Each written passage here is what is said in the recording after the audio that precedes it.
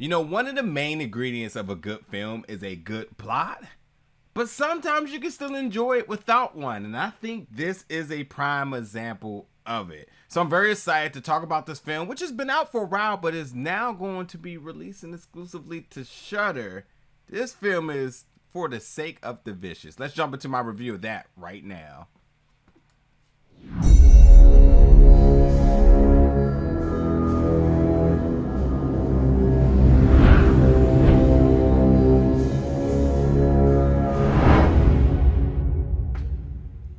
What's up, folks, and welcome back to the channel today for another review.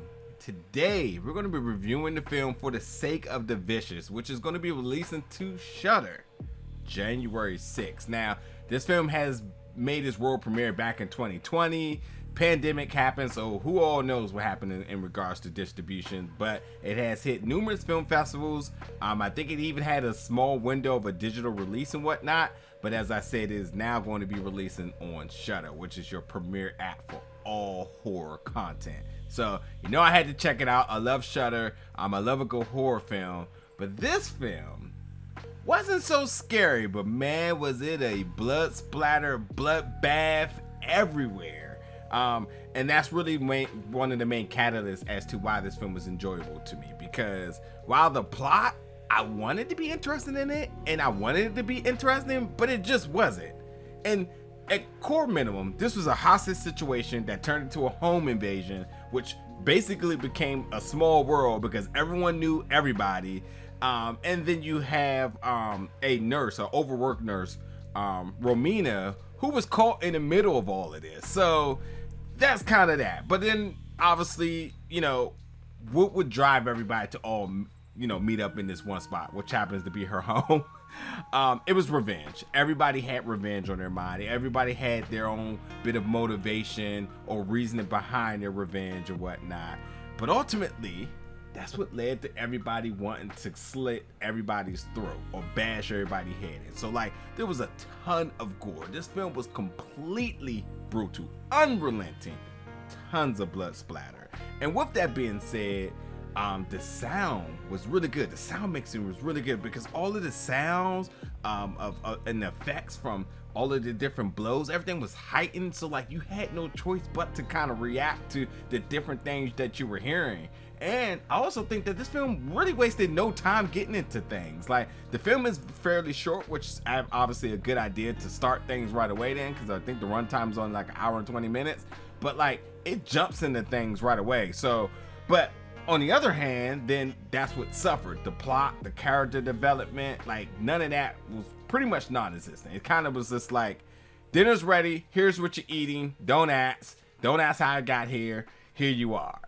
You know what I mean? But nonetheless, like I said, it had tons of good sounds, and just the blood was really good. And I also got to say the choreography in terms of the fighting that happens here was really good, because I actually kind of believed in some of the tactics that was kind of happening in terms of how people were defending themselves and different strikes that people were making. Like, I was buying into that.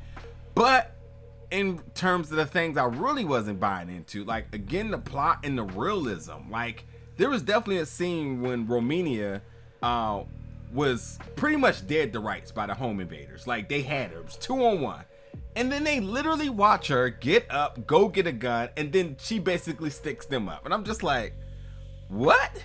But I will say, because of just how good the brutality and all that was, it was a good balance that I just kind of overlooked a lot of the nonsense that was happening.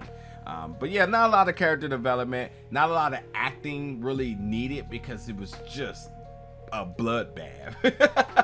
So, you know, you wasn't really looking for performances here. You were just kind of looking to see like who was going to get, you know, who was going to get killed next, what type of strike or blow somebody was going to take, and how was it going to look visually. And I thought they all did pretty good.